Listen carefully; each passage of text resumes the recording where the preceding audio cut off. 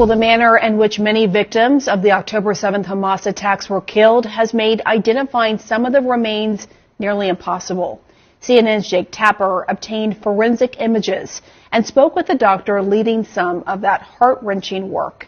The images are incredibly graphic and disturbing, but they do add to the greater understanding of just what took place on October 7th. Jake filed this report from Tel Aviv, and again, we warn you, his report includes some very disturbing images. We are approaching 4 weeks since Hamas's deadly October 7th terrorist attack on Israel, when more than 1,400 mostly Israeli individuals were killed, most of them civilians, but hundreds of bodies remain unidentified. I recently spoke with Dr. Chen Kugel, who is the director of Israel's National Institute of Forensic Medicine, who explained why it's been so difficult to identify these remaining bodies. A warning now, I'm going to show you some images that are graphic and disturbing. We're showing them to you because they explain something about the abject cruelty of what Hamas terrorists did to civilians on October 7th, and also because it shows how difficult this process has been for families who want answers about what happened to their lost loved ones. Again, a warning of what I'm about to show you. So Dr. Kugel says what looks to be a piece of burnt wood or coal here is actually flesh.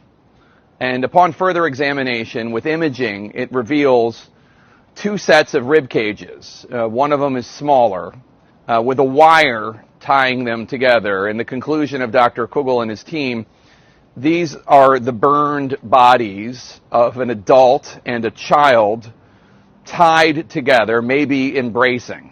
Opening a body bag, Dr. Kugel and his team found these charred remains. You'll notice that these remains are white.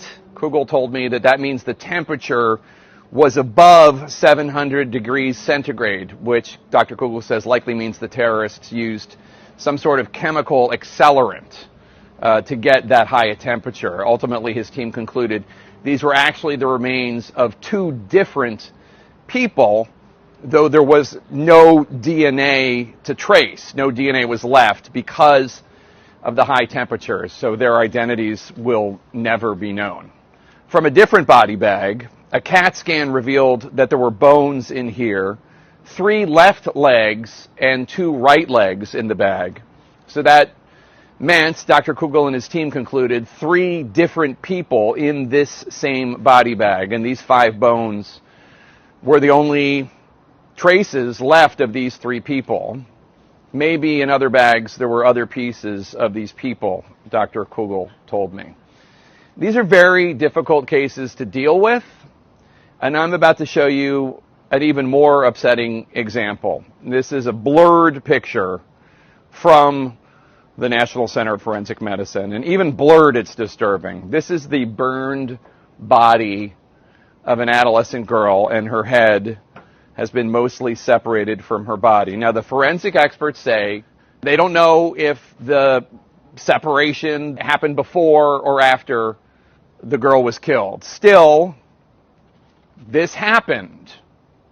And this is the level of cruelty that we are talking about here. Jake Tapper, CNN, Tel Aviv.